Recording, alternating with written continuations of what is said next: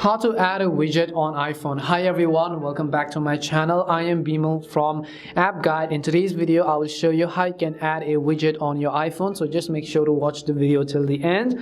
There are two types of widgets. The one is the widget on your home screen versus the widget on your lock screen. So if you want to add a widget on your home screen, just long press on an empty space over here and tap on the plus icon from the top, and here you'll be able to see a list of all the widgets. Just select the widget that you would like to add, and you can see some other customizations as well. I'll just select the default one and tap on the add widget button and then drag it to a place where I want to go ahead and then simply place this widget. So it could be the home screen, it could be the app screen, or anywhere else. And as you can see, once you're done adding the widget, tap on the done button. This is the first way to add a widget to your iPhone's home screen. If you want to add a widget to your lock screen, currently you can see I don't have any type of widget over here. I only have my time. In order to add widget to it, first of all, unlock your iPhone. Once you unlock your iPhone, go to settings, and once you go to settings, go to the option called wallpaper. And once you select wallpaper, you can see wallpaper over here, and you can see lock screen. So tap on the customize button next to your lock screen. Once you do that, here you'll find the plus button that says add widget. So just tap on this add widgets option, and now you can simply go ahead and add any other widgets that you would like to add. If you would like to remove either of these,